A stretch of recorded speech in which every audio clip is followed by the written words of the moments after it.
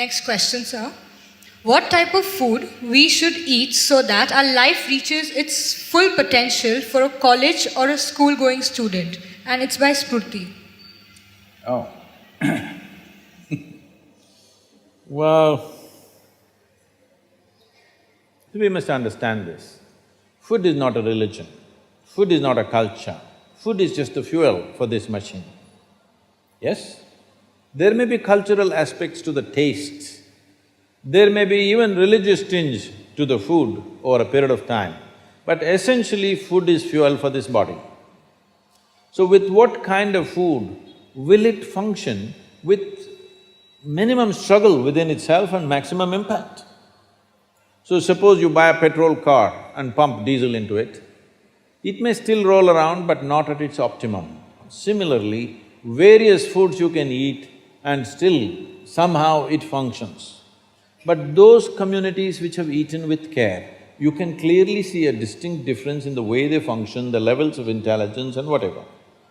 So in India, we prescribed food for different people in different way. If you're doing menial jobs, you eat one way because you need physical muscle. If you're doing other kinds of trading and other kinds of activities, you eat another way. If you're a fighting class, you eat differently. And now if you're into education, spiritual process and subtler aspects of life, then you eat differently. Now that you mentioned students, I believe you're in education. Yes? Okay. If you're in education, one of the greatest challenges is to stay focused on something. The goddamn textbook, I'm sorry. The wonderful textbook that is written for an average intelligence. It's a common prescription. It's not written for the brilliant student. It is written in a way that it's a common prescription, everybody gets it. But that textbook, how much effort it is taking for a whole lot of people? How they have to read it 10 times to get it? But you lie down in your bed and read a love story, you remember every word, huh? Yes or no? How come? So you don't lack memory, you don't lack focus. It is just that textbook and you, chemistry is not working. So what you need is a higher level of focus, a higher level of involvement. And another great enemy for a student is, because this textbook is such a tranquilizer, the moment you open it, go to cinema till 2 a.m. you're up, open the textbook at 9 o'clock, right there, you smash into it. So sleep is another big enemy. So what kind of food do you eat so there is no inertia in the body? In yogic way of seeing things, we are looking at tamas, rajas and sattva. Tamas means inertia, rajas means activity but no balance, sattva means absolutely balanced kind of energy. When you're in education, you need a very balanced kind of energy because you have to focus on something which doesn't naturally interest you. It's not something that… with which your chemistry is gelling. If your chemistry is gelling, you are always focused on that one, isn't it? Here there's no chemistry, but you have to focus on that. For this you need a balance and a steady mind. For this you need to eat in a certain way. I will make this very simple, but if you want I can send you a full-fledged video where all of you can see for maybe 45 minutes to an hour what is food and how it works in your system, how it relates to your physiology, why food behaves the way it behaves, an entire system of it. But to put it very simply, food goes through your body through the alimentary canal. From your mouth to your anal outlet, there is a pipe. Through this it runs, going through various stages of digestive process. Many of you are biology people, right? So, it goes through the alimentary canal. Now it begins with the lip. Here, if you look at this, all the herbivores and carnivores, if you look at the animal kingdom, there are herbivores and carnivores are two main segments of animals in the world. One eats vegetable matter, another eats meat. If you look at the alimentary canal, the way it is built, between herbivores and carnivores, there's a distinct difference. Everything in the human being suggests that you are naturally a herbivore, but for the sake of survival, we became carnivores. If you look at the jaw movement, all the carnivorous animals have only cutting action. Herbivores have cutting and grinding action. There are molars, but carnivores don't have widespread molars, they have just incisors, canines, and everything looks like cutting teeth. So they do only this. All the herbivores do grinding. What do you have? Both. So you are supposed to chew your food. Why you are supposed to chew your food is you have enzymes in your saliva where if you take a little bit of raw rice and put it in your mouth just for a minute, you will see it turn sweet right here, because right here carbohydrate is being converted into sugar, right here. So if you eat properly, then we say about 30 to 50% of your digestion should happen in your mouth. So this part of the digestive system is expecting half-digested food or partially digested food. But right now the way we're eating is mostly we're putting not only undigested food, but partially destroyed food. So the amount of food that you need to get the same amount of energy has increased. You are eating much more food than what you should eat to generate that much of energy. Because of that, there is inertia in the body, because it has to process so much more food than what it should, there is inertia. Once there is inertia, your sleep quota increases. How many hours do you sleep on? Hello? 8 hours.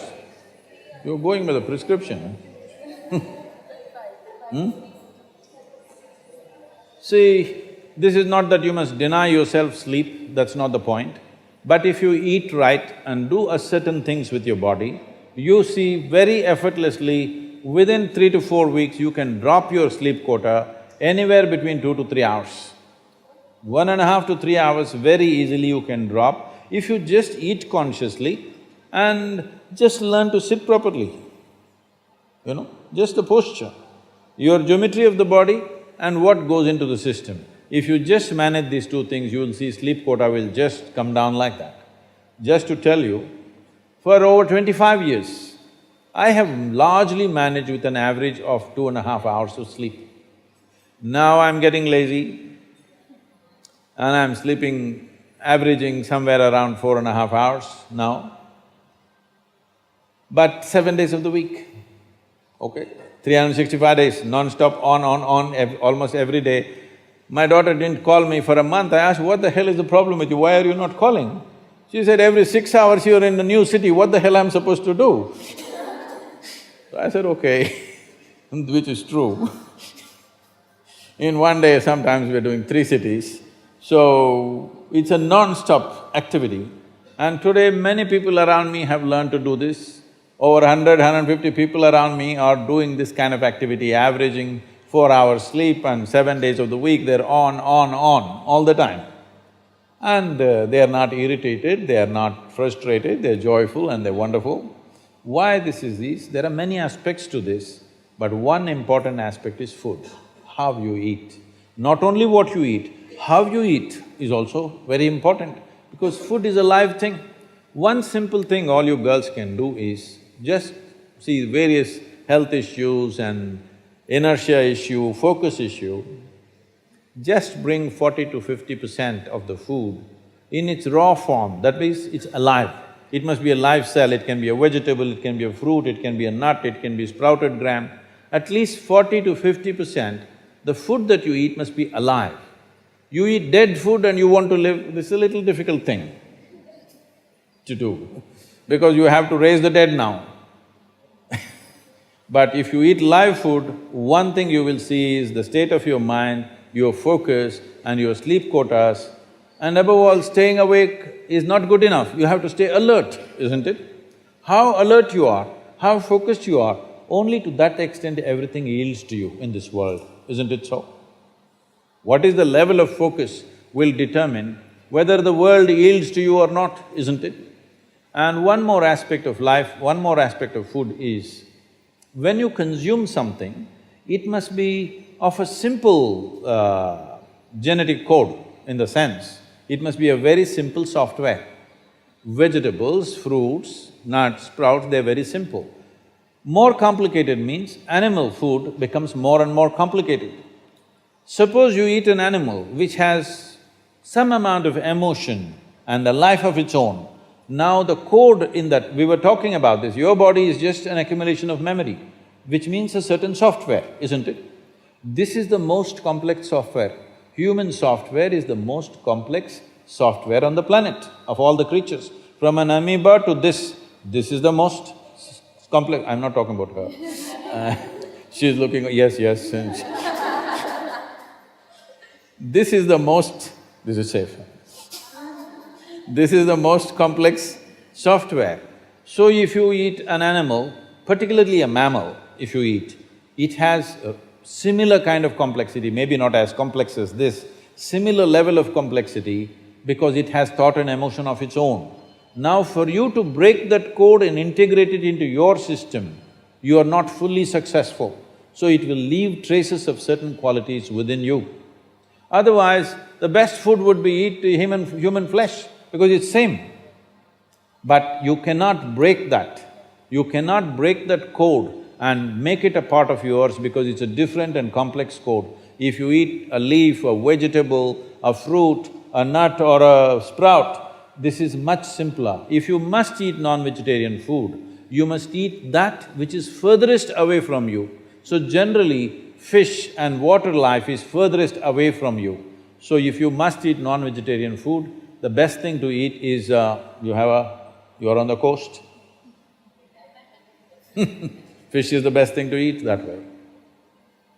Thank you, Sadhguru.